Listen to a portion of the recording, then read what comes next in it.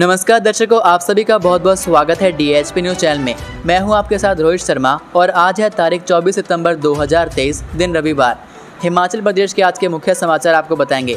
सभी खबरें जानने के लिए हमारे साथ अंत तक बने रहिए और यदि आपने चैनल को सब्सक्राइब नहीं किया है तो कृपया चैनल को सब्सक्राइब करके बेल आइकन को क्लिक जरूर कीजिए। चलिए शुरुआत करते हैं और जानते हैं प्रदेश के मुख्य समाचार। 2521 JBT शिक्षकों की होगी नियुक्ति, बैच वाइज भर्ती की तैयारी, जिलों से तलब किया ब्यौरा। हिमाचल प्रदेश में भर्ती किए जाने वाले 2521 JBT की नियुक्तियों में ऐसे स्कूलों को प्राथमिकता दी जाएगी जो मात्र एक शिक्षक के सहारे चल रहे हैं। प्रारंभिक शिक्षा निदेशालय ने बैच वाइज भर्ती की तैयारी शुरू कर दी है। इस बाबत जिलों से ब्यौरा तलब किया गया है। प्रारंभिक शिक्षा निदेशक की ओर से शनिवार को इस बाबत निर्देश जारी किए गए हैं।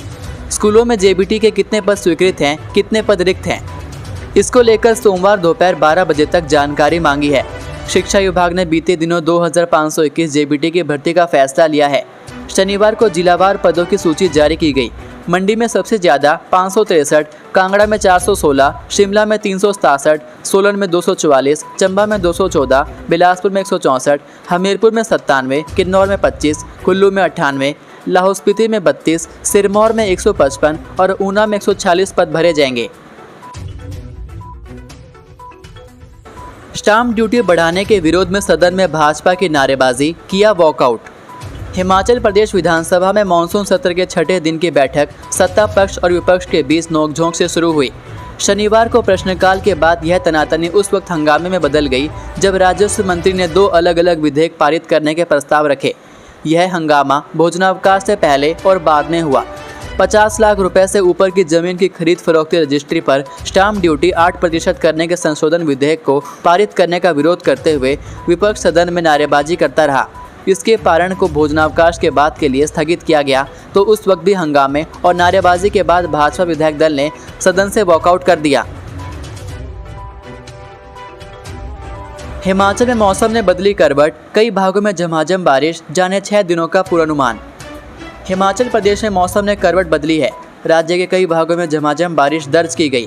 प्रदेश की राजधानी शिमला में भी हल्की बारिश दर्ज की गई।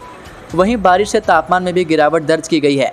मौसम विज्ञान केंद्र शिमला की ओर से राज्य के कुछ भागों में बारिश के साथ अंधड़ चलने व बिजली चमकने का येलो अलर्ट जारी किया गया है। 24 व 25 सितंबर को कुछ भागों में बारिश का दौर जारी रहने की संभावना है। 26 से 29 सितंबर तक राज्य के सभी भागों में मौसम साफ रहने का पूर्वानुमान है। सोलन जिले में शनिवार सुबह से ही बारिश हुई। बारिश होने से अब किसान लहसुन, मटर की बिजाई का कार्य कर सकेंगे। पिछले 2 सप्ताह से धूप खिलने के चलते खेतों में नमी काफ़ी कम हो गई थी। उधर बिलासपुर जिले में भी झमाझम बारिश से मौसम सुहावना हो गया। बारिश के चलते बंदलाधार से पैराग्लाइडिंग रोकी गई। इसके अलावा बारिश से मक्की की कटाई भी प्रभावित हुई है। हमीरपुर, सिरमौर व ऊना जिले के कई भागों में बारिश दर्ज की गई। शिमला में भी हल्की बारिश हुई। बैंड बाजे के साथ पैदल चली महिला, चौथे दिन पहुंची नाहन, DC को सौंपा ज्ञापन। 65 किलोमीटर लंबा सफर पैदल तय कर दलित समुदाय से संबंध रखने वाली महिला परिवार के साथ चौथे दिन नाहन पहुंची। महिला ने उपायुक्त को ज्ञापन सौंपा और शामलात भूमि पर कब्जा दिलाने की गुहार लगाई। जिला मुख्यालय नाहन पहुंचते ही महिला गाजे बाजे के साथ उपायुक्त कार्यालय परिसर पहुंची और प्रशासन के दरबार में हाजिरी भरकर दुखड़ा सुनाया। दरअसल कमलेश देवी ने एक प्रभावशाली कांग्रेसी नेता पर शामलात भूमि से बेदखल करने के आरोप लगाए हैं। महिला ने बताया कि उसकी 10 बीघा भूमि पर कब्जा करके उसे बेदखल कर दिया गया है। अपना कब्जा बहाल करने की मांग को लेकर ही वह पैदल यात्रा कर प्रशासन के पास पहुंची है। प्रशासन को पूरी समस्या बताई गई है। आपको बता दें कि महिला परिवार के 8 लोगों के साथ बुधवार दोपहर बाद संगड़ा से पदयात्रा पर निकली थी।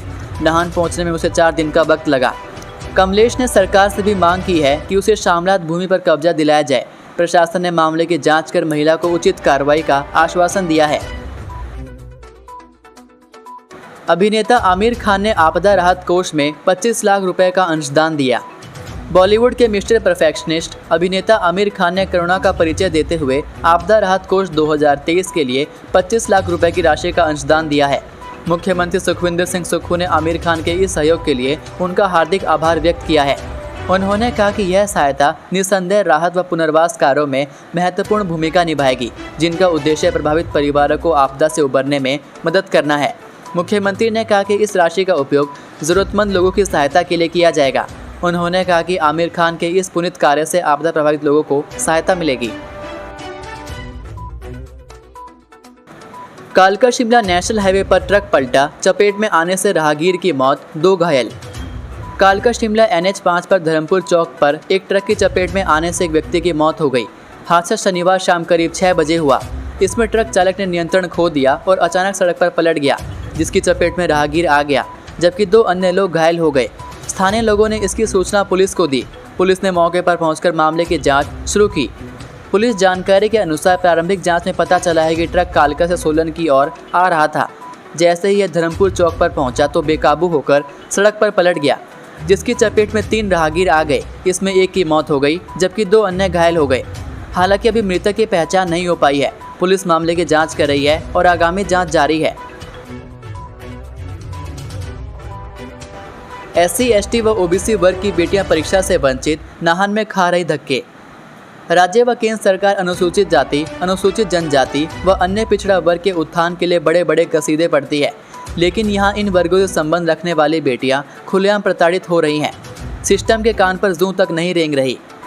इसमें इन बेटियों का क्या कसूर है? अगर छात्रवृत्ति घोटाले में संस्थान में अध्ययनरत छात्रों को छात्रवृत्ति नहीं मिल रही।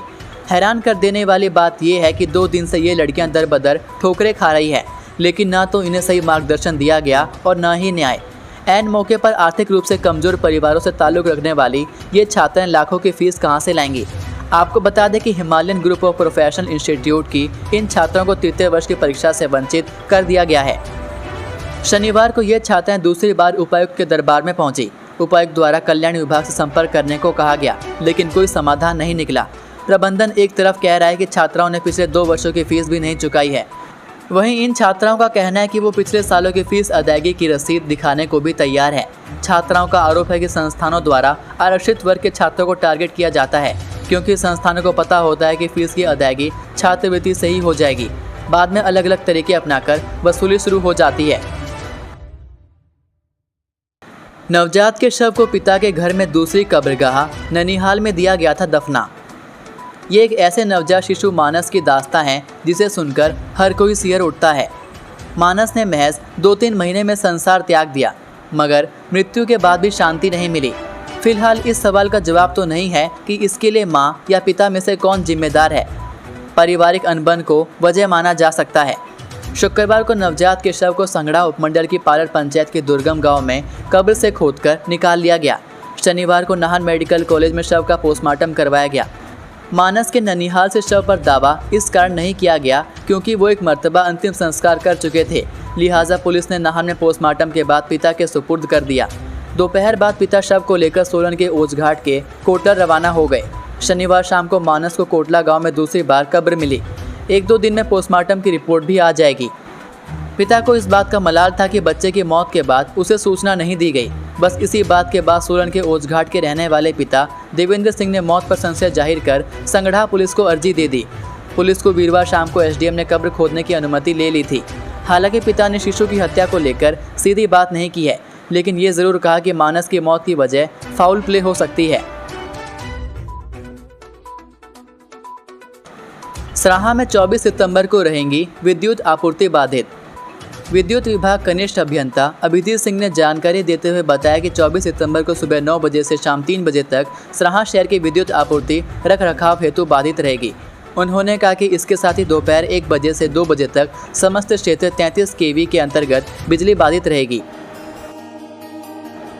आज का सुविचार, कुएं में उतरने वाली बाल्टी यदि झुकती है तो भरकर बाहर आती है। जीवन का भी यही गणित है, जो झुकता है वह प्राप्त करता है। तो ये थे प्रदेश के मुख्य समाचार। प्रदेश की बड़ी खबरें रोजाना जानने के लिए चैनल सब्सक्राइब करना ना भूलें, साथ ही बेल आइकन को भी क्लिक कीजिए। अब मुलाकात होगी आपसे अगली वीडियो में। तब तक के लिए जय हिंद, जय भारत, जय हिमाचल।